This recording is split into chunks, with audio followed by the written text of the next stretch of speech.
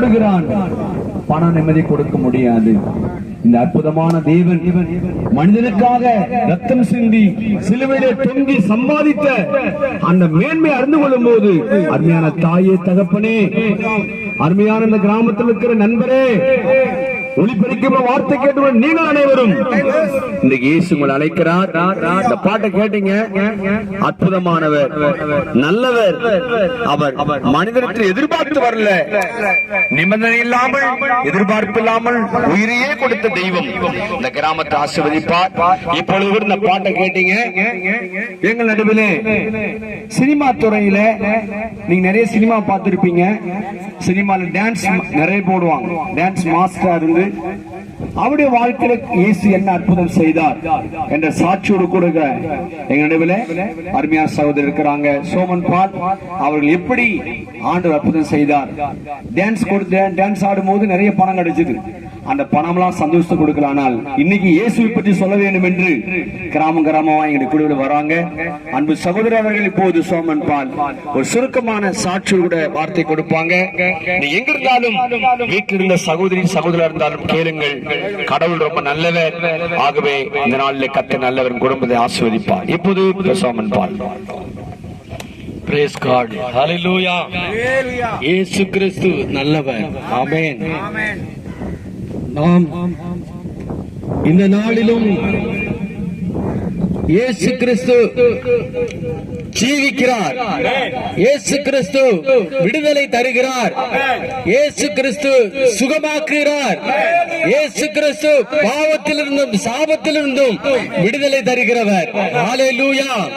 ஆமென். என்னுடைய வாழ்க்கையில இயேசு கிறிஸ்து அற்புதத்தை செய்து இன்றைக்கும் உங்கள் மத்தியிலே ஜீவனோடு வைத்திருக்கிறார். அதனால் உங்கள் முன்பாக இயேசு கிறிஸ்து என்னை ஒரு சாட்சியாய் நிறுத்தி இருக்கிறார். அன்பார்ந்தவர்களே, இந்த பகுதியில் வாழ்கிற அன்பு சகோதரரே, சகோதரியே, இயேசு கிறிஸ்து உங்களை அழைக்கிறார்.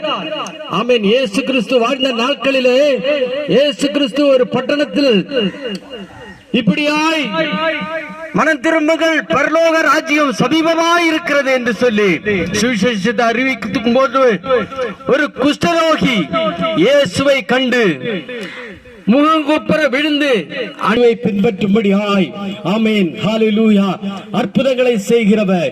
என்னுடைய வாழ்க்கையிலும் இயேசு எனக்கு அற்புதத்தை செய்தார். என்னுடைய வாழ்க்கையிலே தான் சினிமா உலகத்திலே டான்ஸ்லே ஆடல் பாடல் பாடி இன்பமாக வாழ்ந்து கொண்டிருந்த நாட்களில் திடீரென்று என்னுடைய வலது கையும் எனது வலது காலும் செயலிழந்து மருத்துவமனையில அனுமதிக்கப்பட்டிருந்தேன்.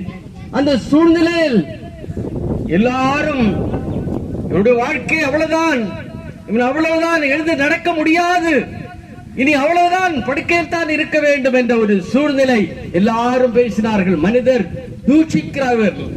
ஆமென். ஆனாலும் இயேசு என்னை தேடி வந்தார். இயேசு என்னை தேடி வந்து என்னை சுகமாக்கி இன்றைக்கும், ஆமென், உங்கள் மத்தியிலே ஜீவனோடு வைத்திருக்கிறார். ஹல்லேலூயா. இந்த இயேசுவை பற்றி நான் உங்களுக்கு சொல்லுகிறேன்.